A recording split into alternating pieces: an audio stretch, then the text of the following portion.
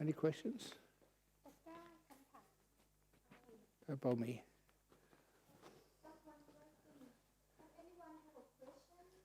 How many have we got? If it's only just one, I'll go back to monastery and just early night. Early night.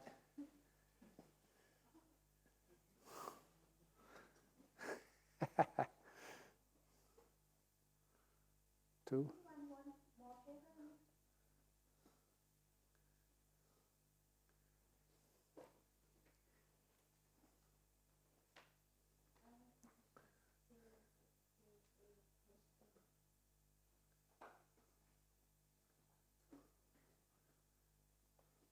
Because once you've written the question, we can always check on the handwriting exactly who wrote it.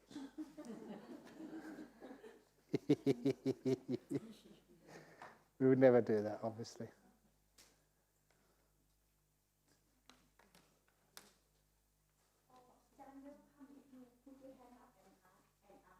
Good eye. How many have we got so far?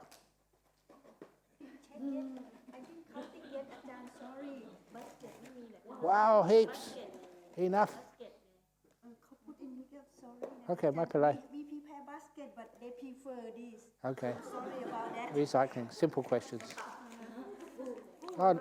yeah, lots of questions, enough. 3, 4, 5, 6, 7, 8, 9. 9's a good number. We'll bring answer to Nibbana. Okay.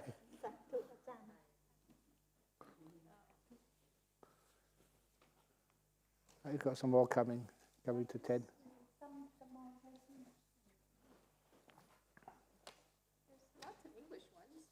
Okay, give me the English ones. Do the English ones first.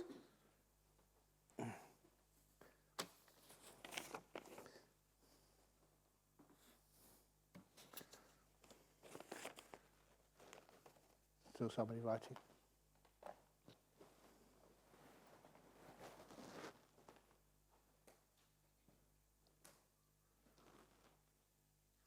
Okay, yes, very good.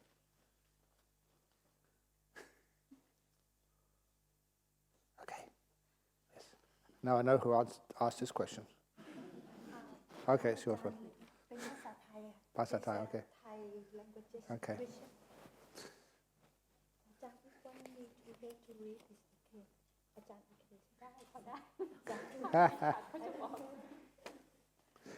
Okay.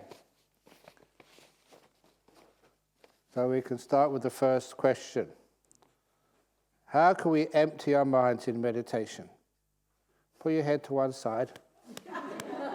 the other side. How to empty your mind in meditation? It's where I said that to make mindfulness the priority, sati parimukhang. That is where we use things like present moment awareness. Your past, your future, you cannot do anything about it. The past, what we remember, is sometimes not true. We change it. And the future, now is the place, now is the time your future is being made, right now. So if you care about your future, live in the present more. And don't be burdened by the past. We learn much more from the present moment than we ever learn from the past.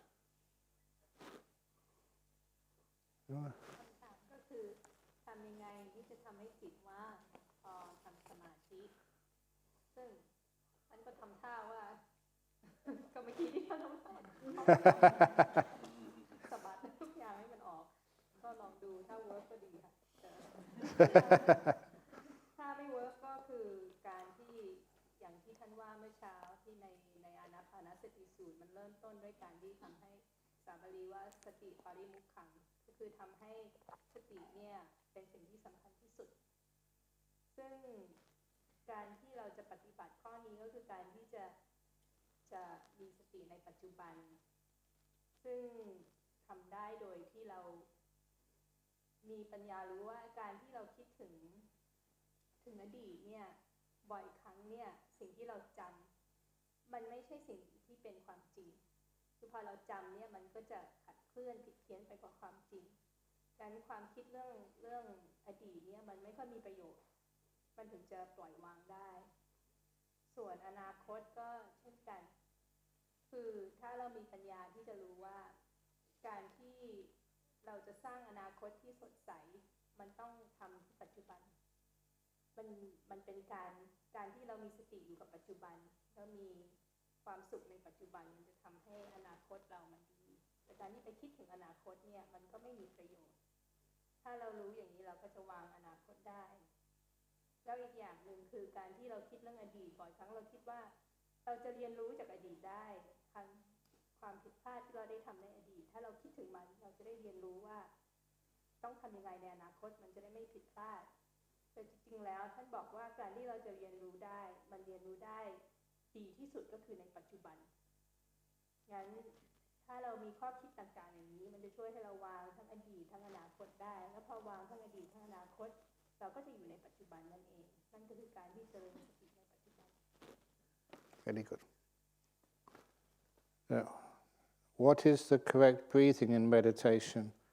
Breathing out through the nose or breathing through the mouth? Whatever is natural to you, that is the correct breathing.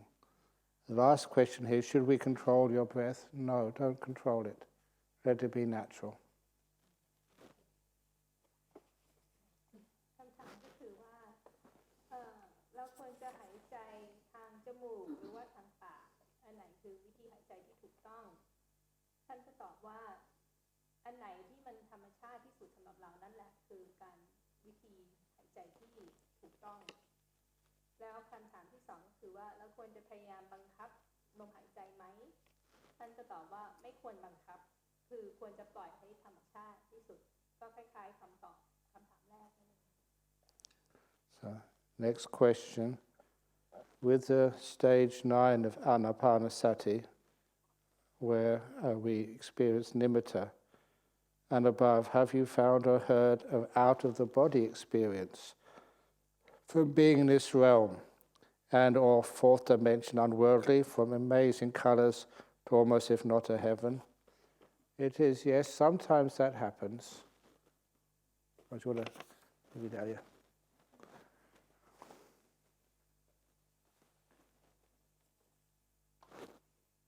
That was your answer? No, well, yeah, but I had more, but maybe do the question first. Oh, okay.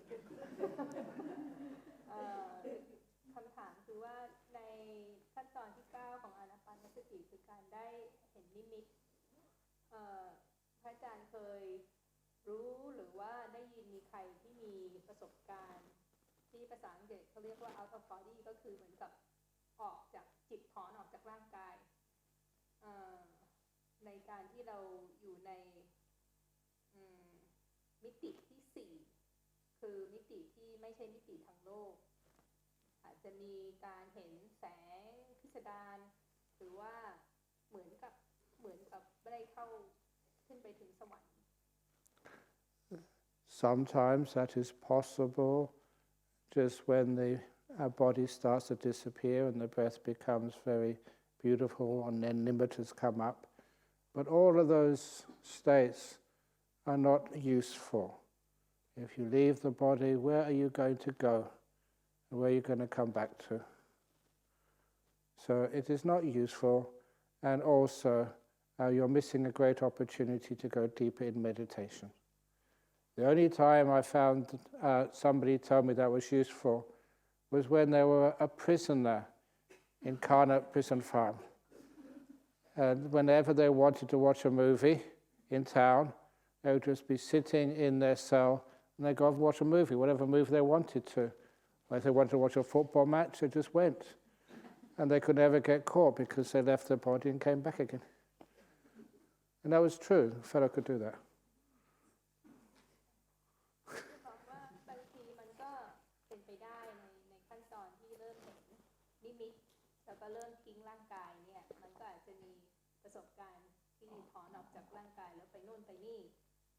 แต่ท่านบอกว่ามันก็ไม่ได้มีประโยชน์มากนะเพราะว่าถ้าถอนออกจากร่างกายแล้วจะไปไหนล่ะมันก็ไปแค่ในโลกได้ซึ่งมันจะเป็นการพลาดโอกาสที่ดีที่จะสามารถที่จะเข้าสมาธิที่ลึกกว่านี้แต่ว่ามันก็มีตัวอย่างอันนึงที่อาจจะมีประโยชน์นิดนึงก็คือท่านเคยมีประสบการณ์ที่มีคนที่อยู่ในคุกที่คันเน็ตที่อยู่ใกล้ๆเนี่ยเขาสามารถที่จะถอนจิตแล้วออกจากร่างกายงั้นเมื่อไหร่ที่เขาอยากไปดูหนังเขาก็ไปดูหนังได้ไปนู่นไปนี่ได้ท่านก็รู้สึกเขาก็รู้สึกสบายดีอยู่ในคุกก็ไม่เหมือนอยู่ในคุกแต่นอกจากนั้นมันก็ไม่ค่อยมีประโยชน์เท่าไหร่ถ้าไม่รู้สึกอยากจะไปคุกอาตมาจะสอน Okay, next question. That's enough on that one. Where are you personally at in regards to meditation? Can you indulge on trance-like state of free will, greater good feeling? Is when you meditate, you just go deep inside. And you go deep inside, just as said in the suttas, to watch nimittas and then deeper into meditation of the jhanas. Okay, there's another part to it. So it's got an also to it. I'll just do this one. First question.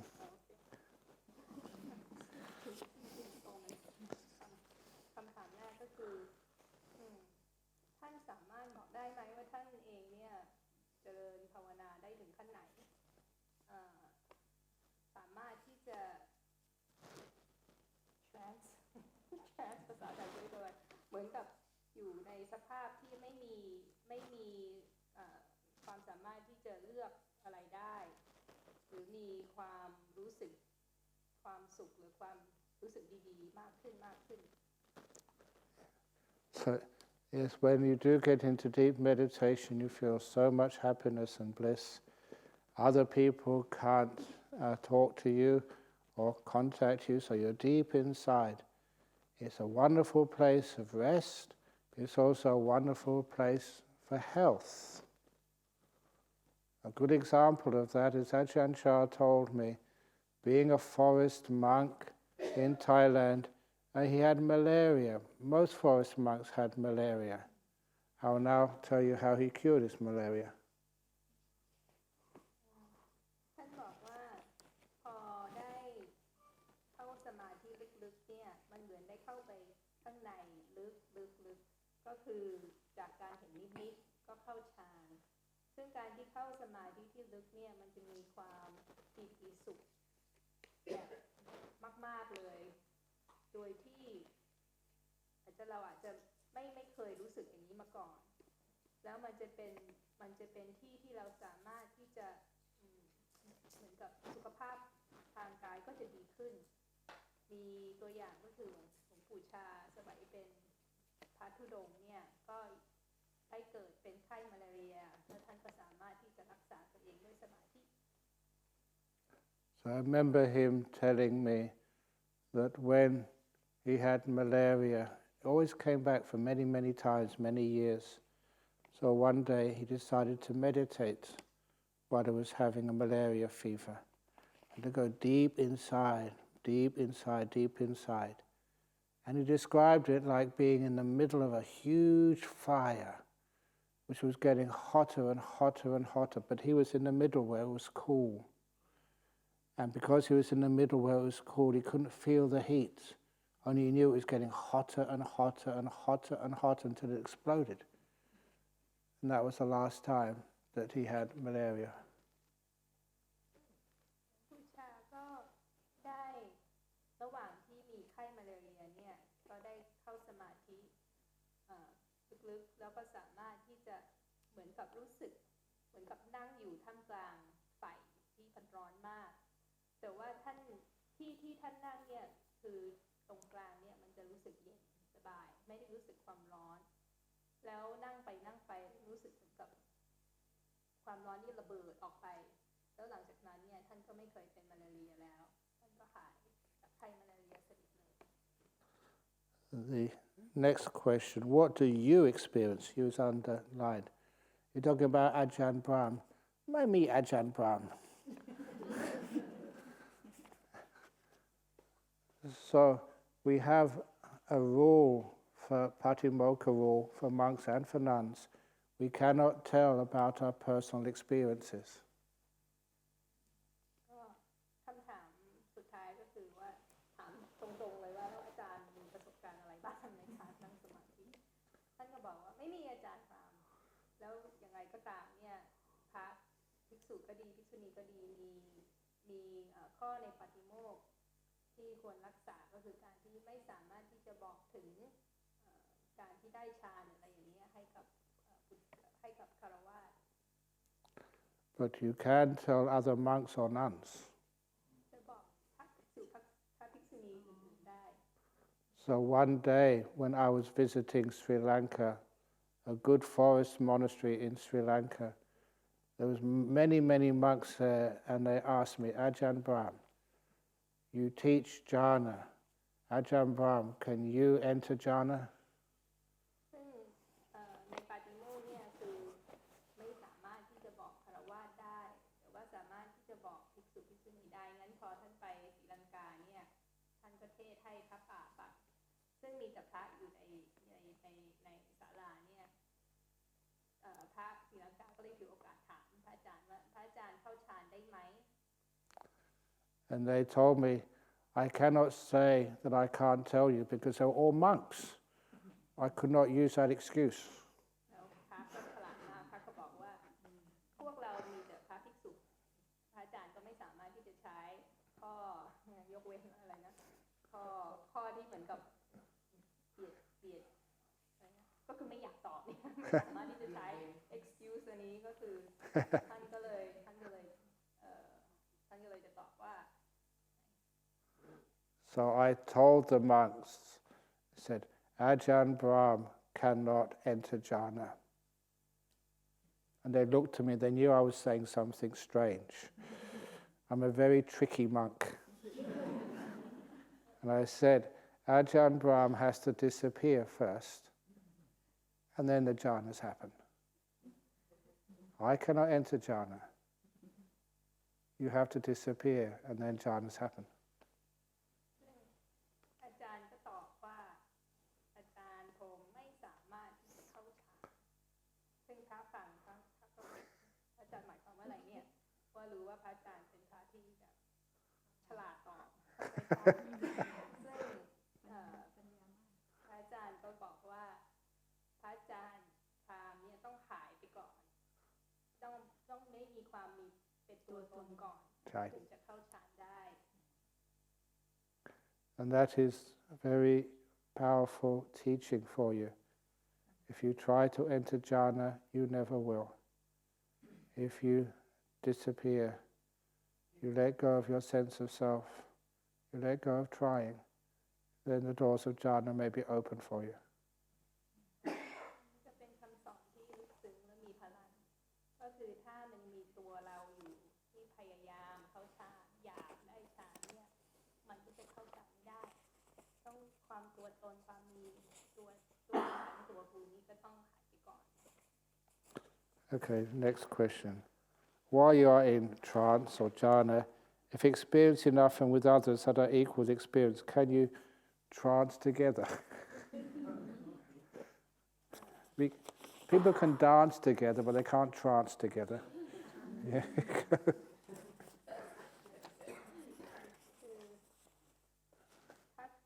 เราถามว่าถ้าเกิด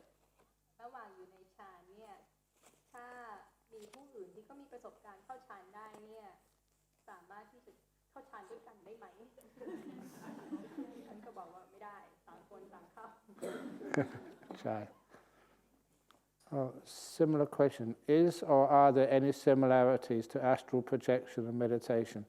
If so, how much in common? Thank you. That is when Jitja Ork Jack one guy. So I think we already answered that question. คำถามนี้ก็ใกล้ๆอันก่อนที่ถามเรื่อง And more, any tips on how to clear the mind for first-time meditation? I think we almost answered that one as well. Is But one nice thing for first-time meditation is to please keep your precepts. That helps. Keep silent and restrain your senses. Don't talk and don't look at each other. Keep to yourself. คำถามอันนี้ก็คล้ายๆคำถามอันแรกที่ว่าทำยังไงที่จะให้คนที่เพิ่งฝึกใหม่เนี่ยทำให้จิตมันสงบให้จิตว่างได้ท่านก็เพิ่มเติมนิดนึงว่าหนึ่งก็คือต้องพยายามรักษาศีลให้บริสุทธิ์สองก็คือให้พยายามพูดให้น้อยพยายามเงียบมันจะช่วยให้จิตมันสงบได้ง่ายแล้วสามก็คือพยายามสำรวมอินทรีย์ก็คือไม่มองหน้าคนอื่นไม่คุยกับเขาพยายามอยู่กับตัวเองให้เยอะมันจะทำให้จิตสงบได้ง่าย This is the same as the first step, second step, third step, fourth step, fifth step, and sixth step of the Eightfold Path. You focus on those, and then the meditation is very easy. เมื่อกี้ท่านกล่าวเนี่ยท่านก็สรุปว่านี่แหละก็คืออริยมรรคองค์ที่1ถึงองค์ที่5ในอริยมรรคเป็นองค์8ถ้าเราพยายามที่จะเจริญ1ถึง5เนี่ยมันก็จะเป็นเหตุให้1ถึง6 1ถึง6โอเค1ถึง6ก็คือจากสัมมาทิฏฐิถึงสัมมาวายามะ D. Okay, now I have no more. We got these ones over here first. Okay, English. Okay.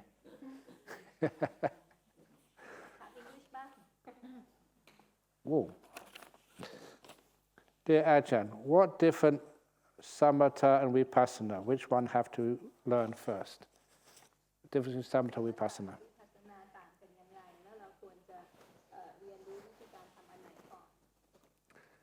I will answer as Ajahn Chah often answered. He said, now you see front of hand, but the back of the hand is there. Now you see the back of the hand, but the front of the hand is there. Now you can see front and the back of the hand together. That's like Samatha vipassana. Some people think they're doing Samatha, but vipassana is right behind. Sometimes they think they're doing vipassana, but Samatha is right behind. Sometimes they're doing Samatha vipassana together. But it doesn't matter what you think you're doing. Where you do Samatha, vipassana is always there too. Where you do vipassana is always Samatha. The two go together.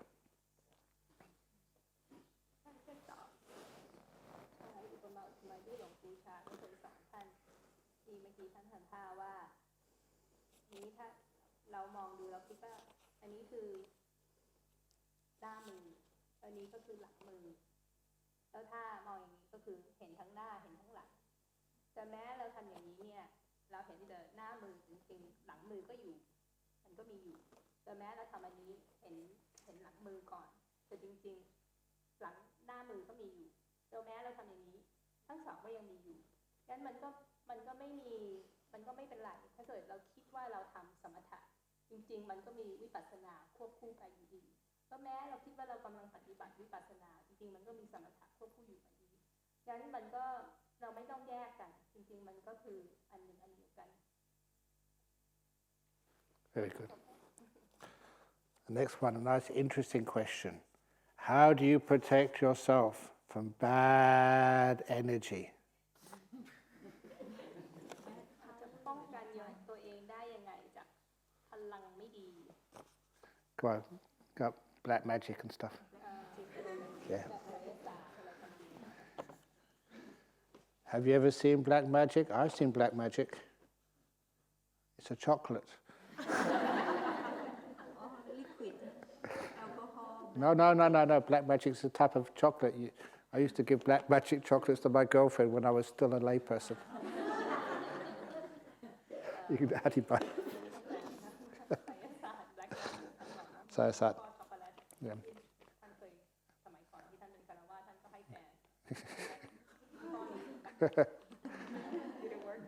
No. That's why I'm a monk.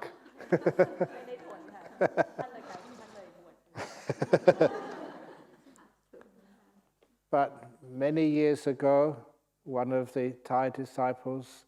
some of you may remember her, Kun Ratana. Remember Ratana? Ratana Faust. But Ratana is a very good Buddhist, and she asked for a visa for her mother. Her mother lived alone in Thailand, and so to get her to come to Perth. And so she got a visa,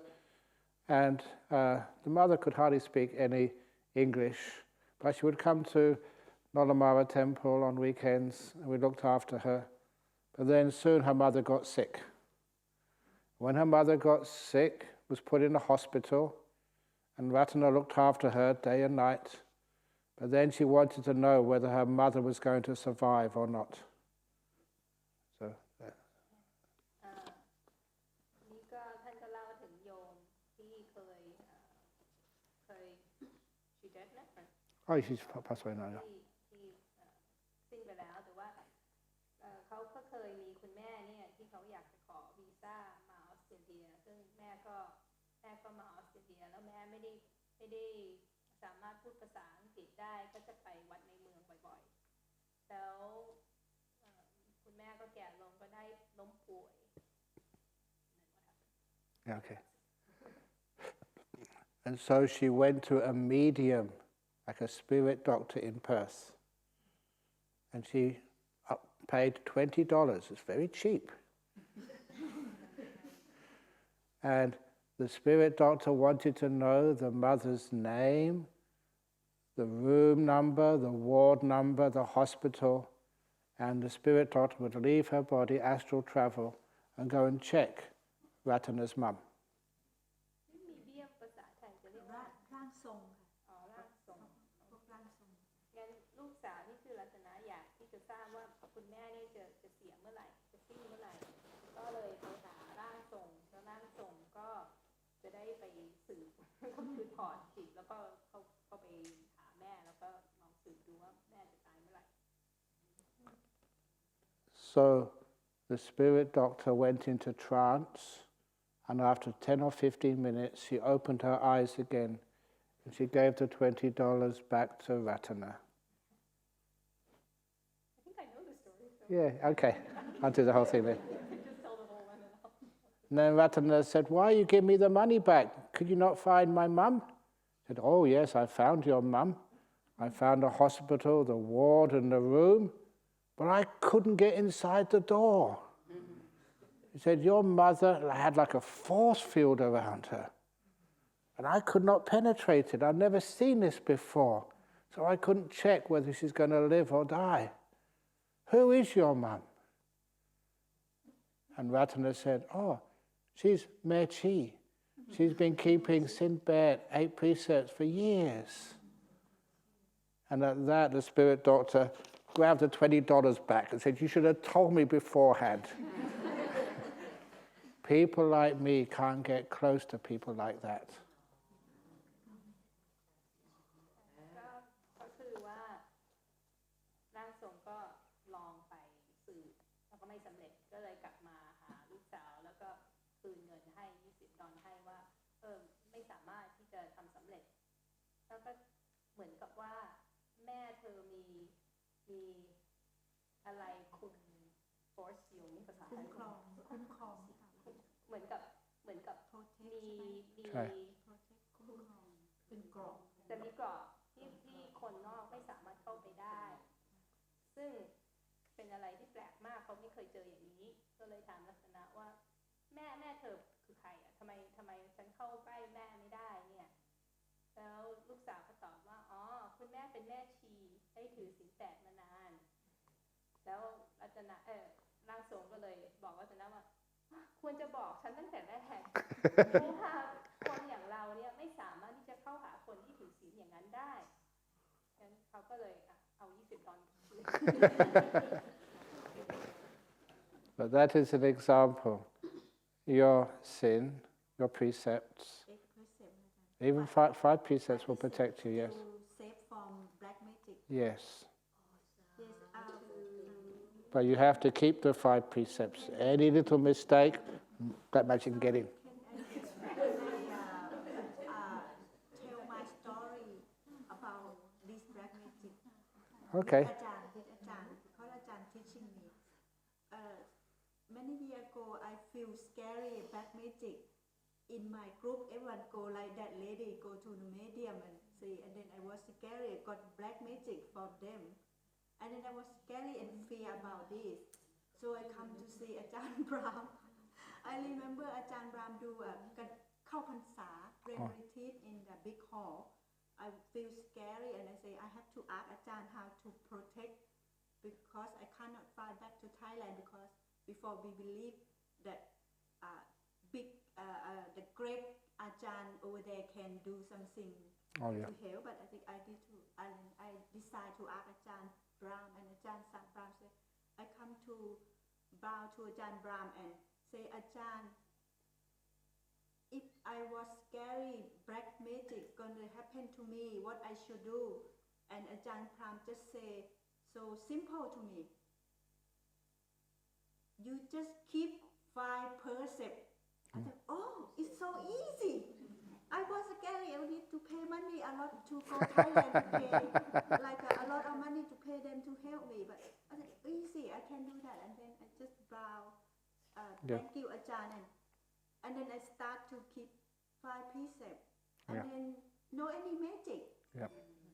when I start to keep 5 precepts, and then I know the Buddha word,พุทธวจนะ, and my life all happy and good. Thank you, Ajahn. Very good. คือแปลเป็นภาษาไทยเป็นไหม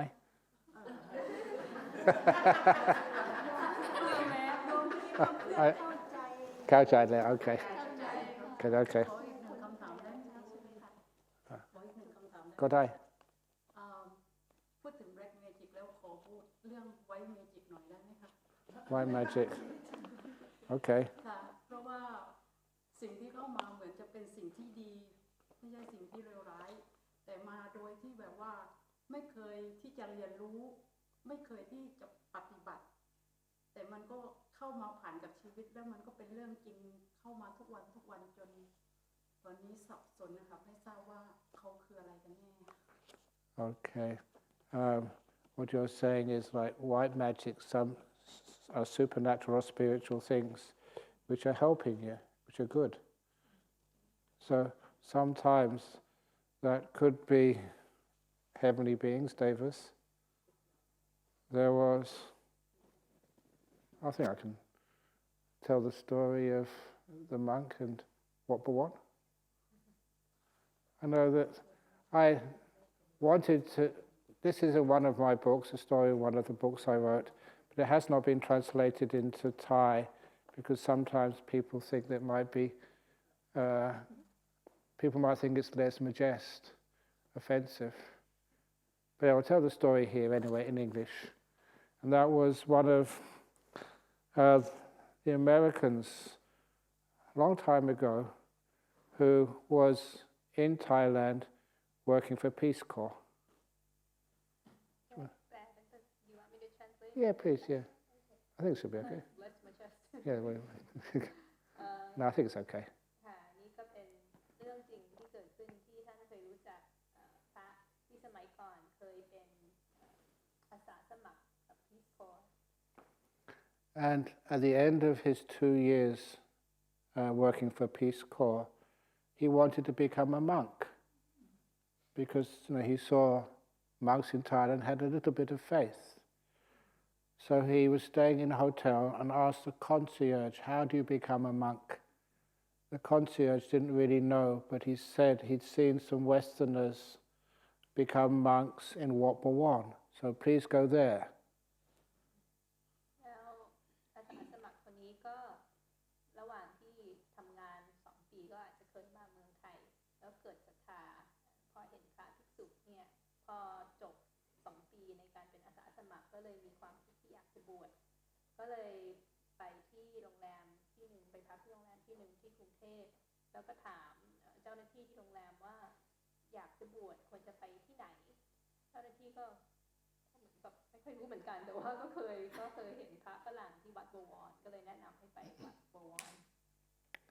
The concierge, well, I'm doing it in Thai. The concierge suggested he take a bindle of food they know some food. Go there early in the morning and offer it to one of the monks on Bindabata, on alms round, and then ask, please, I want to become a monk. That's what he did. But he went really early in the morning,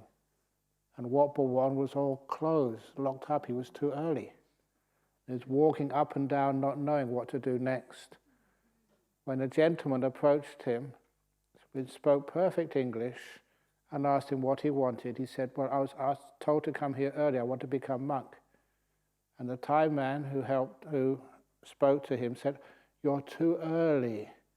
but I have the keys, I can take you inside and show you around before the monks come out on Bindabata. So this man, he opened the old metal gates in front of the boat, the Uposatha hall, and took him inside, and then he turned on the electricity and took him inside the old Uposatha hall, the boat of Wat Bhawan. And then this man explained to him all of the paintings on the walls, exactly what they meant, and also who sponsored them, why they were painted. Sometimes somebody lost their child many, many years ago. This was about a couple hundred years ago when this hall was built, or 150 years ago. And it was so amazing information, and the time just went so quickly. And then the guide told this young American, now you can go outside, I will lock up and turn the lights off. Just go to that door over there, an old monk will come out maybe in 5 minutes. He's the one you need to talk to. So that's what this young American did. ก็เจ้าหน้าที่ที่โรงแรมก็แนะนำให้ฝรั่งชาวหนุ่มคนนี้เอาอาหารเตรียมอาหารเพื่อที่จะไปถวายพระพอพระออกบิณฑบาตแล้วพอได้ถวายอาหารแล้วก็ได้ขอด้วยความนอบน้อมว่าผมอยากจะบวชพระจะให้ทำยังไงดีครับอะไรอย่างนี้นี่ก็คือคำแนะนำชาวหนุ่มนั้นก็ทำตามแต่ว่าไป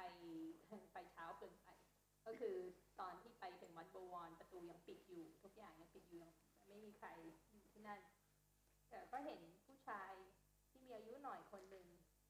ผู้ชายคนนี้ก็เปิดประตูให้แล้วก็นำหนุ่มฝรั่งนี้เข้าไปแล้วก็ระหว่างรอที่พระจะออกมาก็เหมือนกับเป็นทัวร์ไกด์ก็พาเข้าไปในโบสถ์แล้วก็แนะนำว่าในโบสถ์มีรูปภาพบนผนังอย่างนู้นอย่างนี้มีเรื่องเล่าอย่างนู้นอย่างนี้แล้วก็เล่าไปจนเพลินเวลาก็ผ่านไปเร็วมากจนกระทั่งถึงเวลาที่พระก็จะออกมาบิณฑบาตแล้วคนแก่คนนี้ก็บอกว่าพระรูปนั้นเนี่ยที่มีอายุหน่อยคือเจ้าอาวาสก็เป็นผู้ที่เราควรจะเข้าไปถามครับถ้าเกิดอยากจะบวช So soon an old monk came out and he asked the old monk. The old monk said, wait here and I'll take you inside when I come back from Bindabata. And that's what happened. But to become a bhikkhu or bhikkhuni, you need many, many training. And the monk they gave him to train him could not speak English very well. So this American monk said, can I have someone else to train me in how to do the chanting? The other monk said, this monk here is the best English speaker in the whole of Wat Bhawan. And that's when the American said, what about that temple attendant who let me in the first day and showed me around the boat? And the monk said, what temple attendant? Because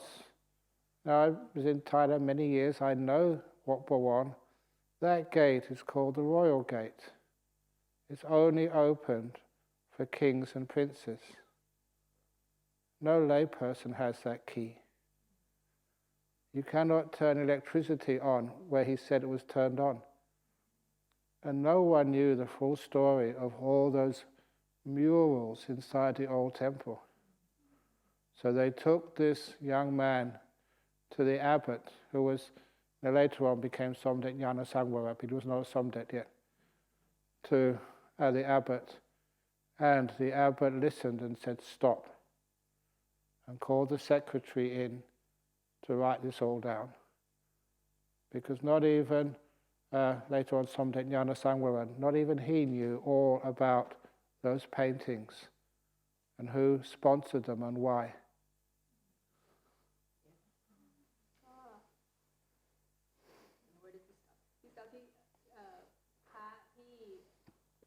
มีอายุมากก็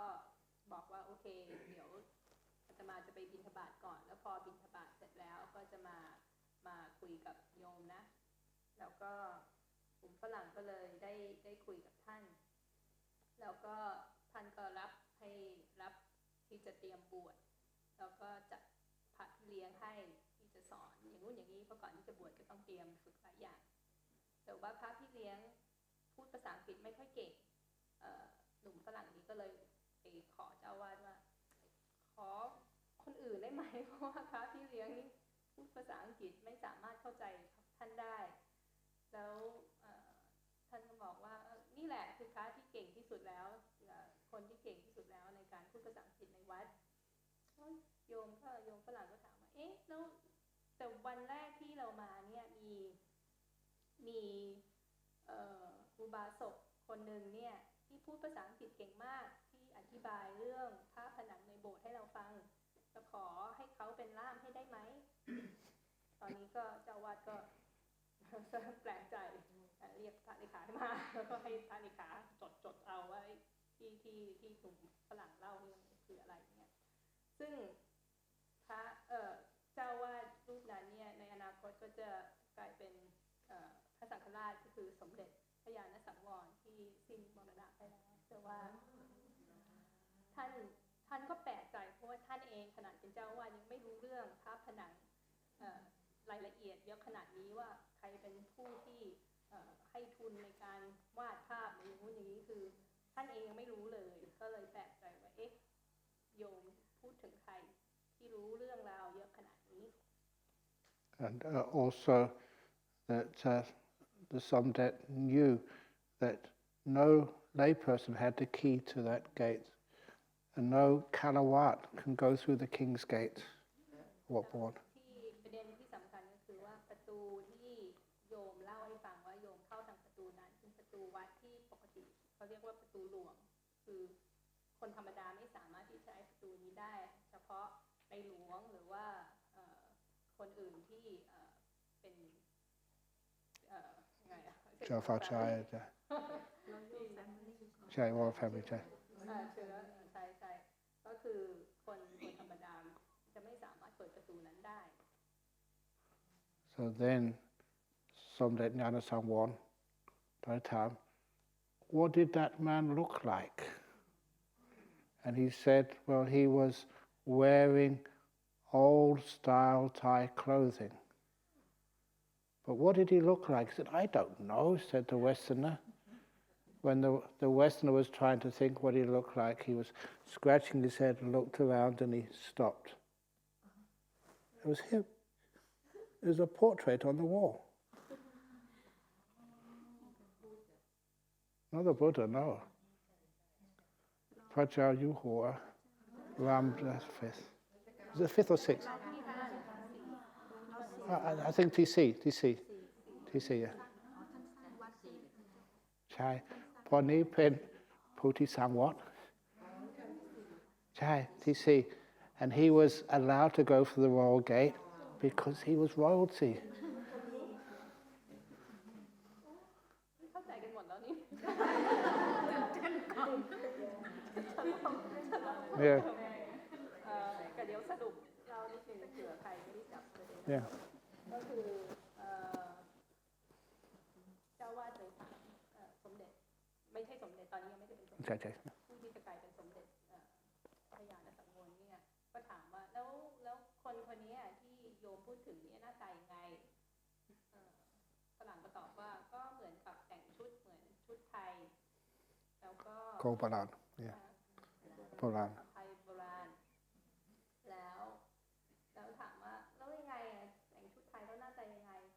โยมฝรั่งก็ไม่รู้จะตอบยังไงแต่พอดีเห็นรูปภาพบนผนังที่เป็นรูปของรัชกาลที่ แล้วก็บอกว่าอ๋อนั่นแหละนั่นคือโยมคนนั้นที่วันนั้นพาเราไปที่โบสถ์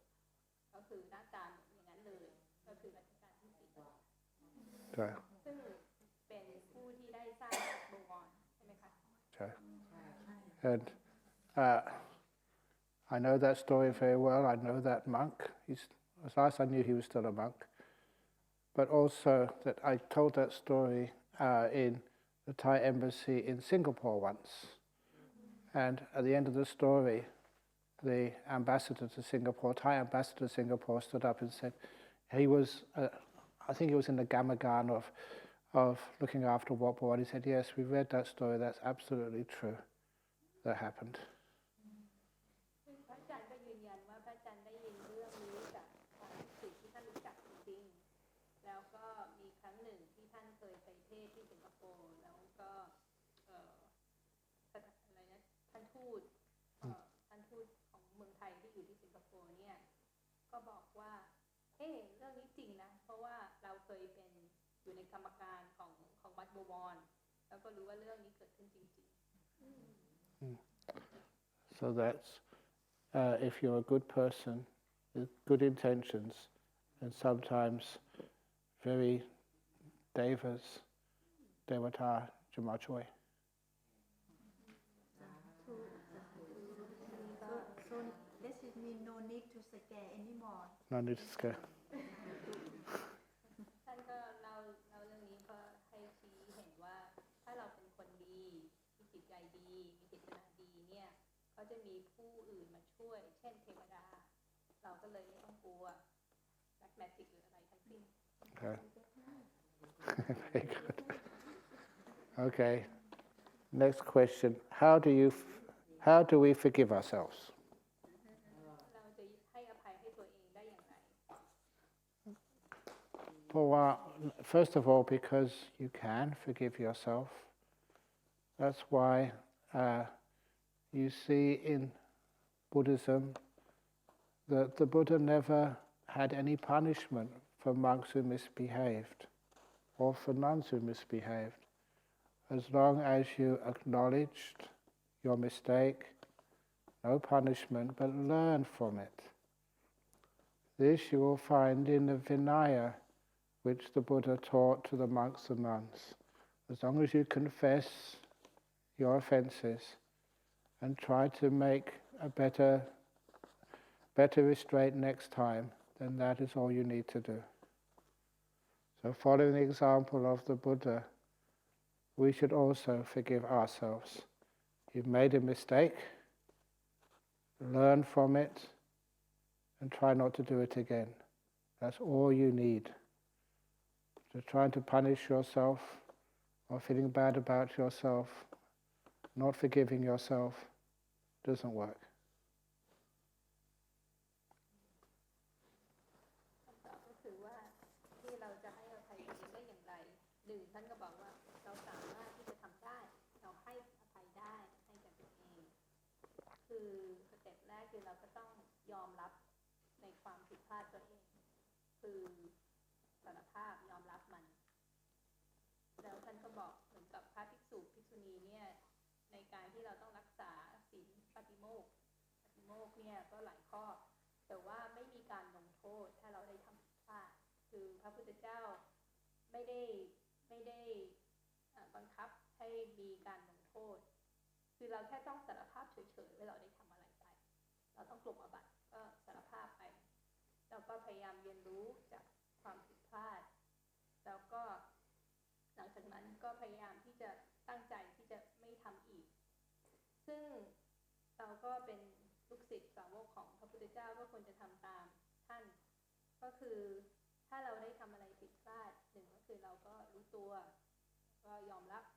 สองก็คือพยายามเรียนรู้จากความผิดพลาดแล้วก็สามคือพยายามไม่ทำอีกซึ่งการที่จะลงโทษตัวเองหรือว่ารู้สึกว่าตัวเองแย่อะไรอย่างนี้เนี่ยมันไม่มีผลแล้วก็ไม่มีประโยชน์ Very good. Next question. When our generation is filled with fast-growing technology, example social media, it's difficult to stay mindful as we are constantly bombarded with comparison and needing a sense of belonging. How do you attain peace in that environment? There we go. It's very easy. You don't join social media. I don't have Facebook page and any other things. Someone has got a Facebook page for me, but I've never seen it, not even once in my whole life. I don't have a iPhone. It's much easier, it's peaceful. Not having iPhone, not having Facebook or whatever else they call it. What? Instagram? Me. Oh, yeah, I do have iPad. But, yeah, but I use that for Sutta. Yeah. So you have choice. You don't need to have those things. And you can still be a very good person in the world. You can still have many friends. I'm not talking about kids, we're talking about you.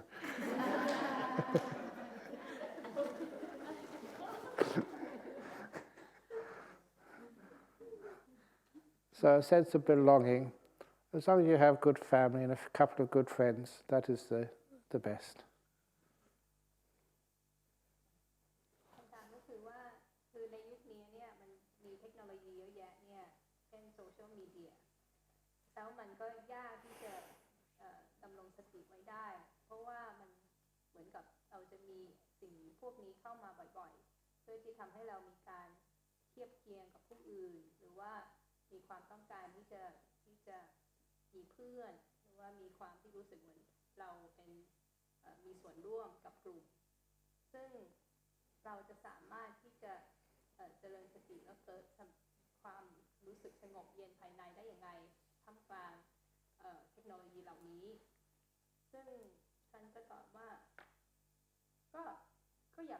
ไปจอยสิอย่าไปมีมี Facebook มีอะไรพวกนี้สิท่านเองก็ไม่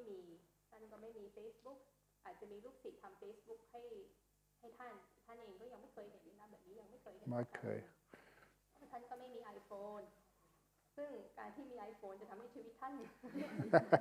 ยากท่านก็เลยไม่มีแล้วInstagram อะไรพวกนี้ก็ไม่มี iPad โยมเขาก็ชี้ว่าท่านมี iPad ดีกว่าเมื่อเช้าเราเห็นแต่ว่าท่านก็บอกว่าท่านใช้ iPad สำหรับพระสูตรสำหรับธรรมะเนี่ยไม่ได้ใช้เพื่อโซเชียลมีเดียซึ่งท่านบอกว่าเราเลือกได้ไม่ใช่ว่าเราต้องมีสิ่งเหล่านี้เราเลือกได้ที่จะไม่มีแล้วเราก็ยังสามารถที่จะเป็นคนดีในโลกได้สามารถที่จะมีเพื่อนฝูงได้โดยที่ไม่มีพวกนี้แล้วยังไงการที่จะมีเพื่อนแค่มีครอบครัวที่ดีแล้วก็เพื่อนดีๆสักคนสองคนเนี่ยก็เพียงพอแล้ว Very good. Good. Very well done. You got the Thai ones there.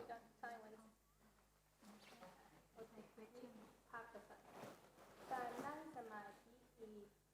เจริญอานาปานสติหรือเปล่าอ่านไม่ค่อยออกมีประโยชน์อย่างใหญ่หลวงยิ่งถาม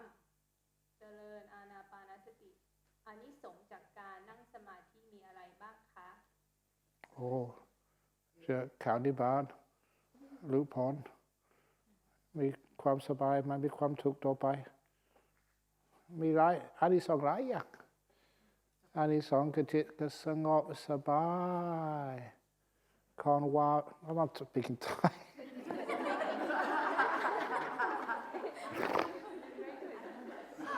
คอนวาเราไม่รู้สึกอะไรคอนวาก็ได้ But anyway, it translates here. So what are the benefits of doing anapanasati? There's so many benefits. Now, the main benefit, you get fully enlightened. So you will never have any suffering anymore. And also, you get very peaceful. People will say bad things to you, and it doesn't matter, because you're very peaceful and very calm. You have very good health. You don't get COVID. No malaria, yes, so why should you get COVID? And you have a lot of happiness. So there's many benefits. Going all night. Even once in the suttas, I often quote this in the Dhammacettiya Sutta, that King Pasenadi went to visit the Buddha in the Jetavana,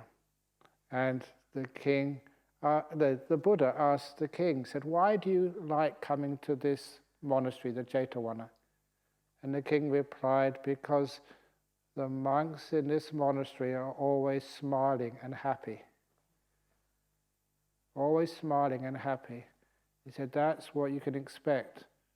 when monks, nuns, others practice meditation properly and get insights. They're happy. So that's one of the benefits you can get.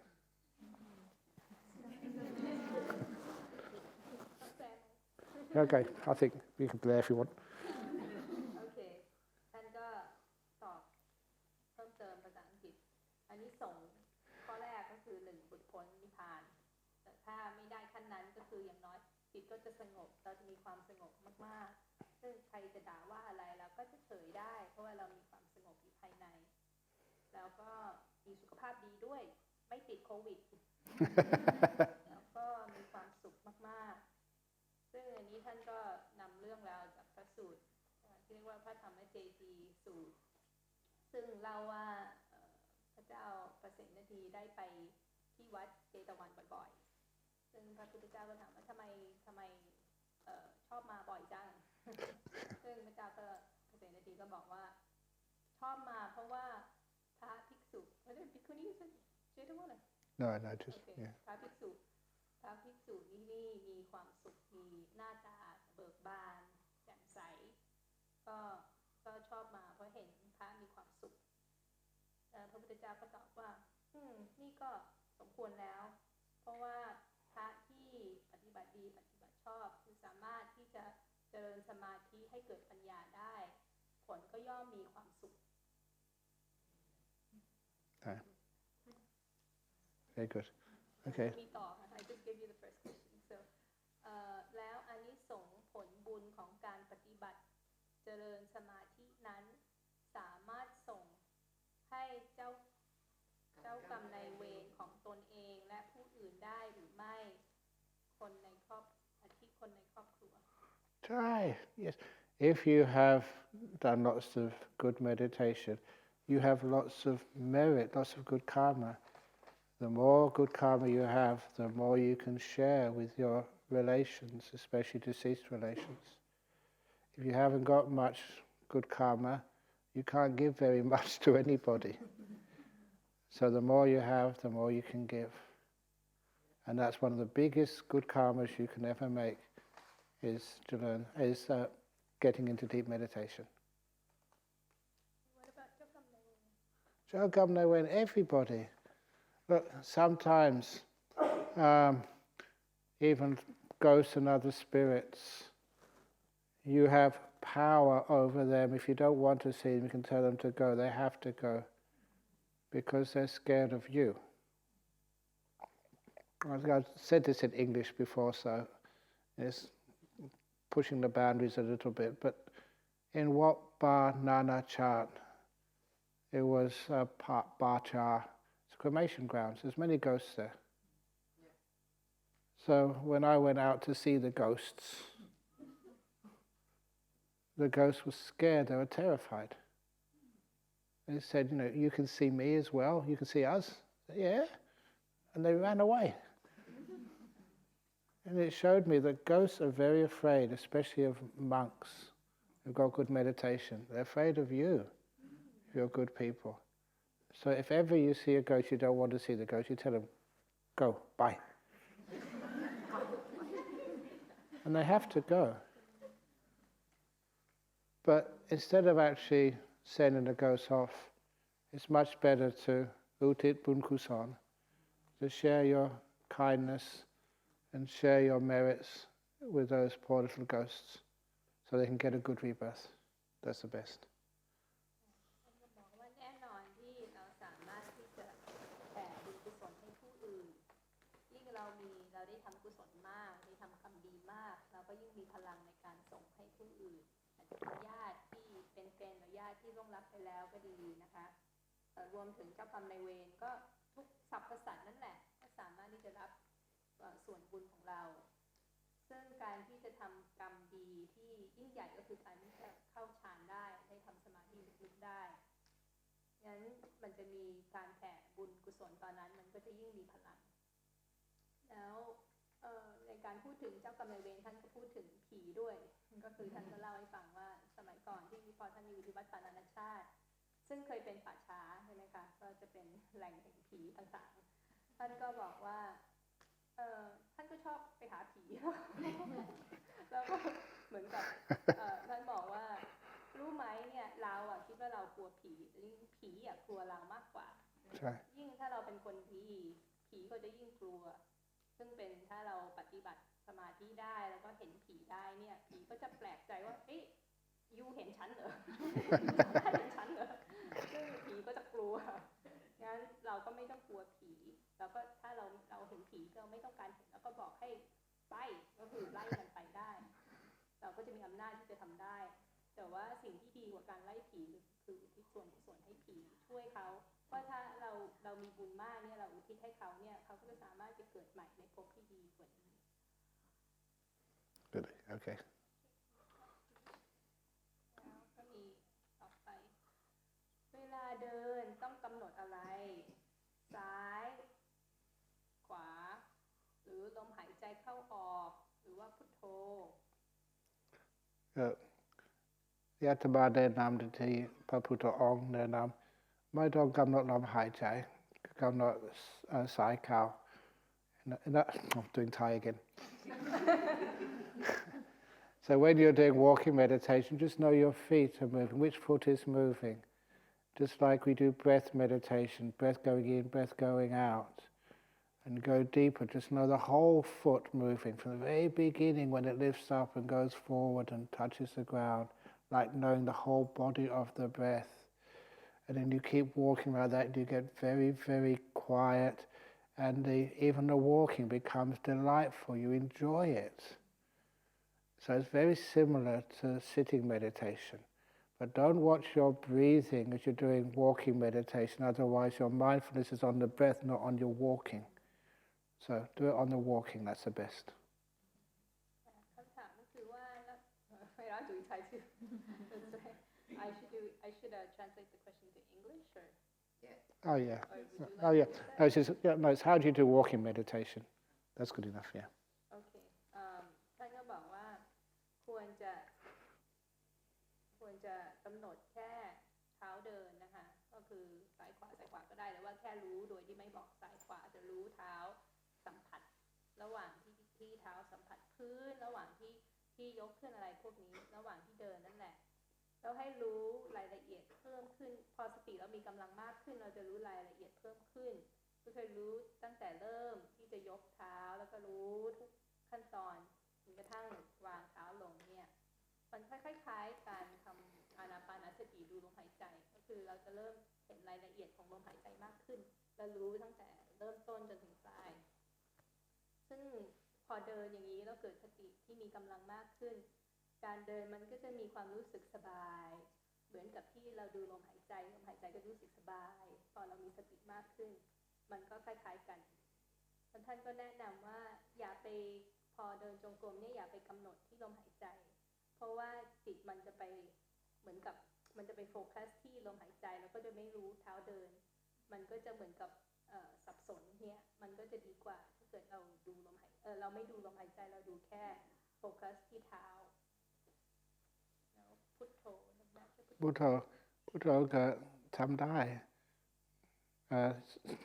Thai again. So you can do Buddha as you're walking, but only at the very beginning. Once the mind becomes focused, then leave the Buddha. Just notice all the movements of your feet. ก็สามารถที่จะกำหนดพุทโธระหว่างเดินแต่ว่าเหมือนกับในเบื้องต้นใช้ได้แต่พอจิตสงบมากขึ้นเนี่ยก็ไม่ต้องกำหนดแล้วก็แค่รู้การสัมผัสระหว่างเดิน Okay. อาจารย์พูดถึงนิวรณ์1นิวรณ์คืออะไร2เราจะละนิ วรณ์ได้อย่างไรเจ้าค่ะ Okay. The hindrances, what the Buddha says, weakens stillness and stops wisdom, stops insight. So what happens, the first one is sensory desire, wanting something. When you want something, you can't see what you have, you see where you want to be. When you don't like anything, you don't want something, you're not investigating it, you're just trying to get rid of it. We have the third hindrance is sloth and torpor, sleepiness, dullness. And the fourth is restlessness and remorse, jit phung san. And the fifth one is doubt, you're not really sure what you're supposed to be doing. Each one of those hindrances stops samadhi, stops stillness, and prevents wisdom arising. It's just like, Buddha gave simile, just like looking at a lake. If the lake is got winds on it, and this is actually the second hindrance, there's waves on the surface, you can't see the fish inside the lake, just see the waves on the surface. That's restlessness and remorse. If there's like dye on the surface, beautiful red colors or green colors, someone's tipped some color into the water, you can't see underneath. That's the first hindrance. If the water is boiling, you can't see underneath, you can see the bubbles everywhere, you can't see any fish in it. That's hatred, ill will, the second hindrance. If there's moss growing on the water, that's sleepiness, you can't see underneath it. And the doubt, what was the doubt one? Similarly. Muddy. Okay, muddy, yes.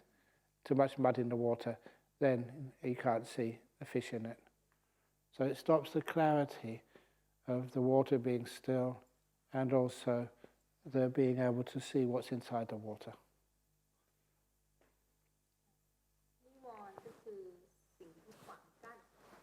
อะไรก็คือขวางกั้นสมาธิแล้วก็ขวางกั้นปัญญาซึ่ง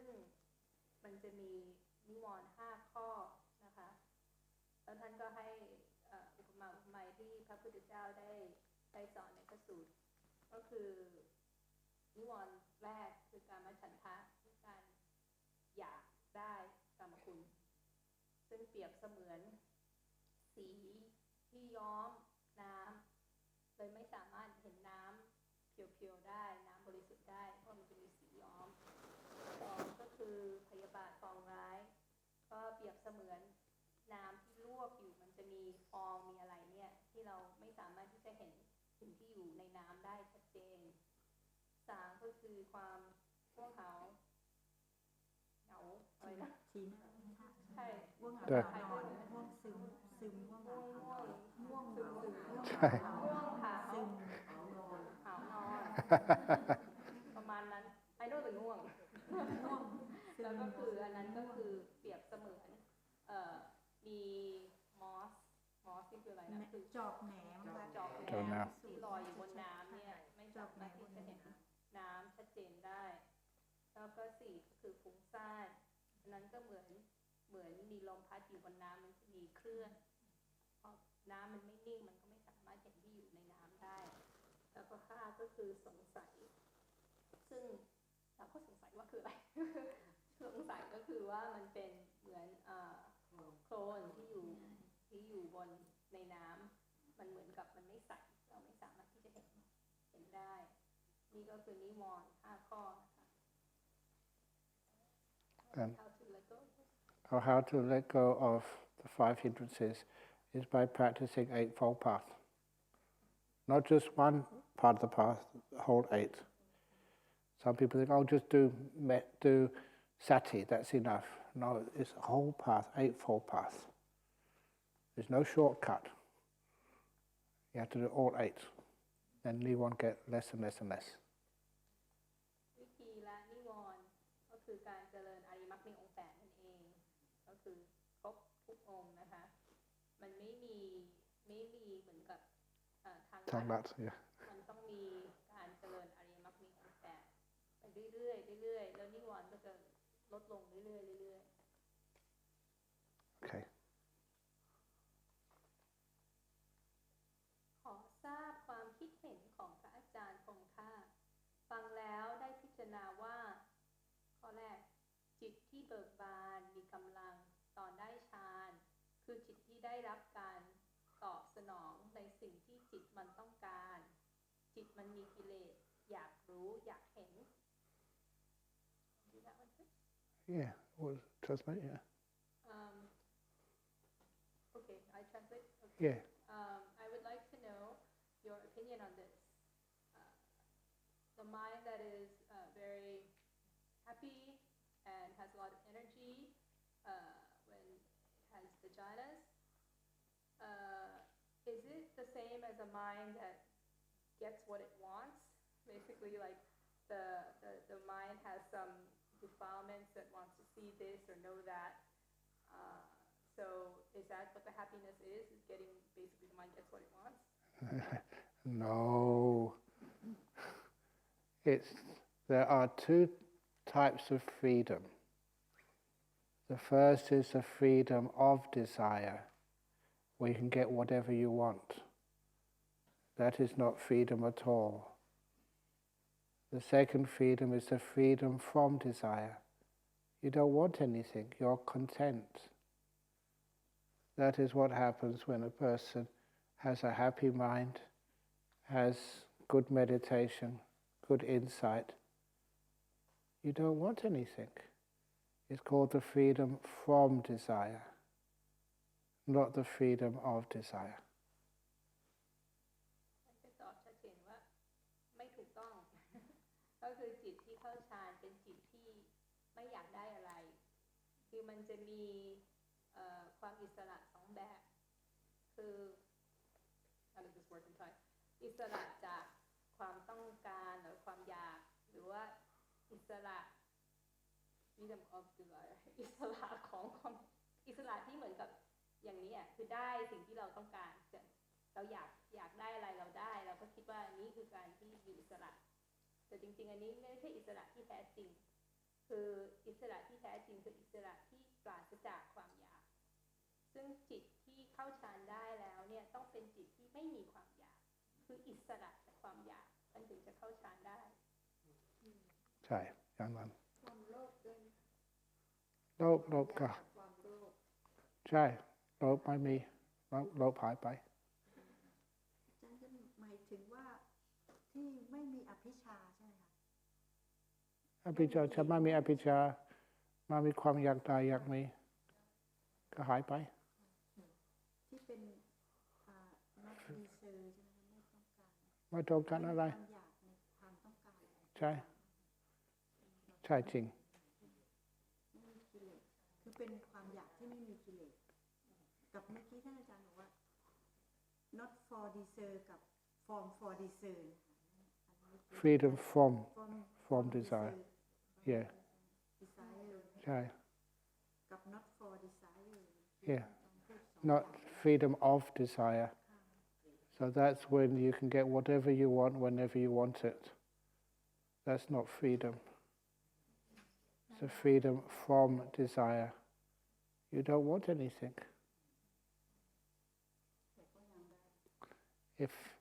if a devata came up to you and said, I give you 3 wishes, what would you say? 3 wishes you would have. What would you have? Like lottery number, good health, or whatever. That's freedom of desire. Freedom from desire. You tell that spirit, I don't want anything. You can go. ก็คือที่ท่านใช้คำ freedom of desire ภาษาอังกฤษเนี่ยก็คือเหมือนกับเราอยากได้ทำอะไรเราก็ทำเราทำได้คือเหมือนกับตามใจตัวเองคืออยากทำอะไรก็ทำอยากไปไหนก็ไปได้อยากกินอะไรก็กินได้เนี่ยคือการที่เราอยากได้อะไรแล้วก็ตอบสนองความอยากได้นี่คืออิสระแบบนั้นแต่ว่าที่ท่านบอกว่าอิสระที่ปราศจากความอยากมันก็เหมือนกับว่าสมมุติมีเทวดาเข้ามาหาแล้วบอกว่าเธออยากได้อะไร3 อย่างบอกมาสิฉันจะท ทำให้ปรากฏขึ้นมาถ้ามีเทวดามาพูดอย่างนี้กับเราอยากได้อะไรบ้างอะเราอยากได้รู้เบอร์ลอตเตอรี่หรือเราอยากได้สุขภาพที่ดีหรือเราอยากได้อะไรเราตอบว่ายังไง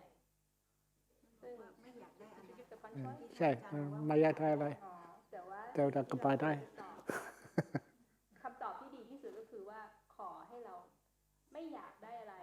สิ้นเชิงซึ่งอันนี้แหละคืออิสระที่แท้จริง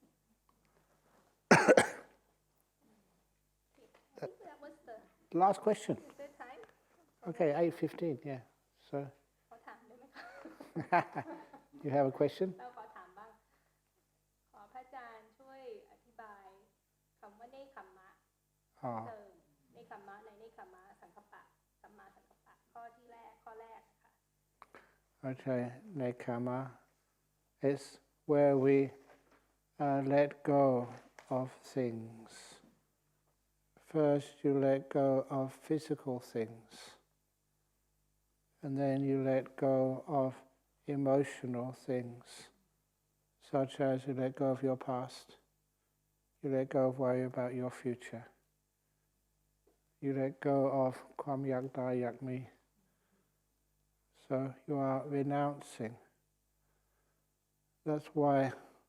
they say taking precepts, you are renouncing. When you become a bhikkhu or bhikkhuni, we call that renunciation. In places like Malaysia and Singapore, when someone becomes a monk or a nun, they call them a renunciant, someone who renounces. You don't have to become a monk. You let go of your possessions, you let go of your money, you let go of your family, and later on as you practice meditation, you let go of your bad speech or bad actions or bad thoughts. You renounce them, you don't want them anymore. Then you renounce past and future. You renounce control. And you get into deep, peaceful states of meditation. That's why even the Buddha, he called the bliss of first jhana, the happiness, the experience of first jhana, nekama, sukha, the bliss of renunciation.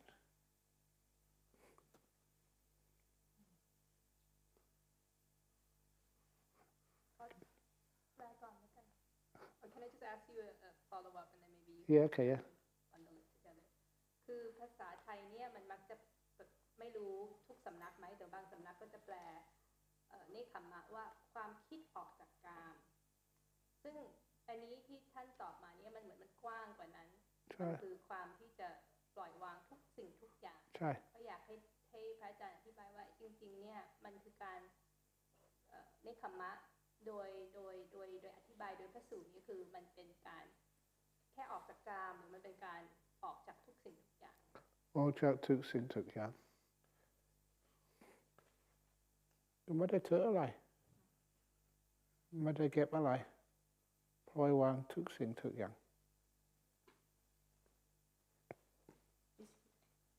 Does it mean for deep meaning ใช่ไหมคะ ใช่ใช่ Deep meaning out ใช่ of everything but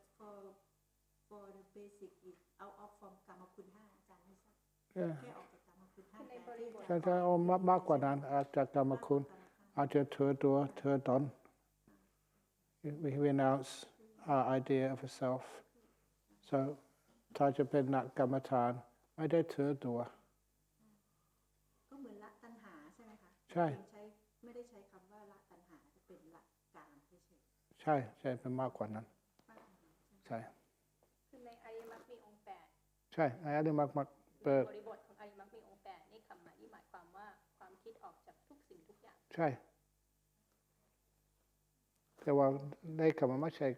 เกี่ยวข้องกับคิด Because sometimes people translate Samasankappa as right thought in English. It's much more than thought. I usually translate it these days, as you know, right motivation, where you're coming from. Not what you're thinking or what you're doing, but where that is originating from. คือ ตอนแรกที่ท่านตอบคำถามว่าเนคขมมะเนี่ยมันหมายความว่าการปล่อยวางตอนแรกก็อาจจะปล่อยวางสิ่งที่เป็นเรื่องของร่างกายแต่ว่าต่อมาก็คือปล่อยวางเรื่องของจิตปล่อยวางอดีตปล่อยวางอนาคตปล่อยวางความอยากได้อยากมีซึ่งท่านก็ตามด้วยการอธิบายรายละเอียดเช่นแม้การถือศีลเนี่ยก็เป็นการปล่อยวางการสละหลายอย่างหรือการออกบวชก็เป็นการเนคขมมะคือปล่อยวางหลายอย่างต้องสละหลายอย่างถึงจะบวชได้หรือแม้เราไม่ได้บวชถ้าเราสละสิ่งของที่เรามีหรือว่าเงินทองหรือว่าครอบครัวความเหมือนกับผูกมัดกับครอบครัวหรือว่าสิ่งเหล่านี้เนี่ยแม้เรายังไม่ได้บวชมันก็เป็นการปฏิบัติเนคขมมะเหมือนกันแล้วพอเราเริ่มเจริญภาวนามากขึ้นเราก็จะสามารถที่จะเนคขมมะหรือปล่อยวางมิจฉาวาจามากขึ้นคือคำพูดที่ไม่ดีหรือว่ามิจฉากัมมันโตคือการทำสิ่งต่างๆที่ไม่ดีอันนี้เราก็จะทำได้มากขึ้นแล้วละเอียดกว่านั้นคือการที่จะเนคขมมะหรือว่าปล่อยวางหรือสลัดคืนเรื่องของอดีตอนาคตแล้วก็ยิ่งกว่านั้นก็คือการที่จะปล่อยวางการที่เราต้องการคอนโทรลหรือว่าเหมือนกับบังคับสิ่งต่างๆแม้บังคับตัวเองบังคับจิตตัวเองซึ่งอันนี้ถ้าเราปล่อยวางได้เนี่ยเราก็สามารถที่จะเจริญสมาธิที่มันลึกยิ่งขึ้นถึงพระพุทธเจ้าถึงจะเรียกว่าฌานสุขก็เหมือนเปรียบเสมือนสัมโพธิสุขคือมันเป็นความสุขที่ยิ่งใหญ่On Nekkhamma Sutta as well. เนคขมมะสุขท่านก็เปรียบเทียบว่าคือสัมโพธิสุขนะคะแล้วการที่เราสามารถที่จะแล้วก็มีโยมเขาถามว่าการที่เราปล่อยวางอะไรอย่างมากกว่านี้อีกท่านก็ตอบว่าคือการที่จะถือตัวถือตนก็เป็นการที่ยังยึดติดอะไรบางอย่างซึ่งการที่จะนักภาวนาเนี่ยถ้าต้องการที่จะเข้าสมาธิลึกๆต้องสามารถที่จะละความถือตนถือตัวถือตนได้ไม่งั้นไม่สามารถที่จะเข้าสมาธิลึกได้งั้นเมื่อกี้พี่ชนีก็ถามต่อว่าหมายความว่าเมื่อกี้เราพูดภาษาไทยใช่ไหมเราก็เข้าใจแล้วว่าไม่ได้ทิ้งไปเลยก็คือจะย้ำอีกทีแล้วกันเพื่อความชัดเจนก็คือการที่จะแปลคำว่าเนคขมมะเนี่ยมันไม่ใช่แค่ความคิดออกจากกามสิเพราะว่าท่านตอบมาแบบนี้มันเหมือนกับมันคิดออกจากทุกสิ่งทุกอย่างนี่ใช่ไหมท่านก็บอกว่าถูกต้องใช่แม้ในอริยมรรคมีองค์8เนี่ยการที่จะเข้าใจเนคขมมะอย่างลึกซึ้งก็คือการที่จะความคิดที่จะออกจากทุกสิ่งทุกอย่างปล่อยวางทุกสิ่งทุกอย่างซึ่งท่านก็บอกว่าในภาษาอังกฤษเนี่ยเขามักจะแปลสัมมาสังกัปปะว่า right thought แต่ท่านบอกว่ามันไม่ถูกเพราะมันไม่ใช่เรื่องของความคิดมันไม่ใช่การคิดนะจริงๆท่านตอนนี้ท่านชอบแปลเป็น right motivation ก็คือความเหมือนกับตั้งใจหรือว่า motivation ภาษาไทยนี่ motivation คือ motivation ก็เป็นเหตุให้พูดเหตุให้คิดเหตุให้ทำถ้าไม่ได้ทำอย่างนั้นมาจากไหนพออยากได้อะไรพอโกรธอะไรเป็น right motivation ก็ว่าเราทำอะไรนี่ก็มาจากไหนความมุ่งหมายอะไรเป็น intention where are you coming from right if you are coming out of loving kindness or you're coming out of non-harming gentleness or you're coming out of ปล่อยวาง you want to let go of things not to gain more thingsคือมันเหมือนกับมันเป็นเราต้องดูว่าจิตเราทำด้วยจิตอะไรคือเราทำอะไรก็แล้วแต่เนี่ยเราทำด้วยจิตที่เมตตาหรือเปล่าเราทำด้วยจิตที่มันวิหิงสาคือไม่คิดเบียดเบียนหรือเปล่าหรือว่าจิตที่เนคขมมะคือจิตที่จะปล่อยดำริมันก็คล้ายคำว่าคิดนะแต่ภาษาไทยมันคิดตรงนี้มันหมายความว่าเจตนามากกว่าความมุ่งหมายในการทำสิ่งนั้นมันคืออะไรเหมือนการให้ก็คือการเนคขมมะมั้งคะเหมือนกิฟต์เหมือนให้ใช่โดยไม่หวังอะไรนั่นแหละไม่หวังอะไร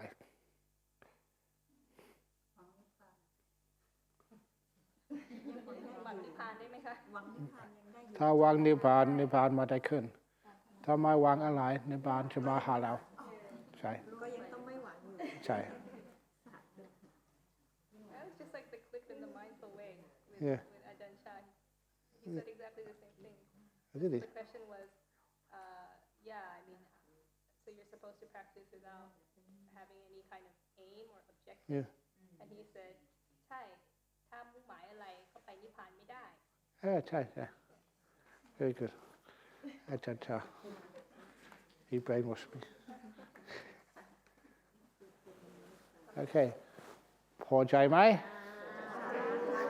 ดีแล้วอยากได้อะไรไหมถ้ามาอยากได้อะไรถ้ามาได้มาพรุ่งนี้ เดี๋ยวจะมาเหมือนกันโอเค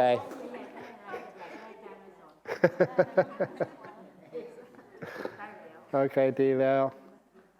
โอเคดีแล้วโอเคดีแล้วต่อไปก็ทำอะไรทำสมาธิต่อแล้วทำอะไร สมาธิ โอเคดีแล้ว พระอาจารย์ก่อน โอเคดีแล้ว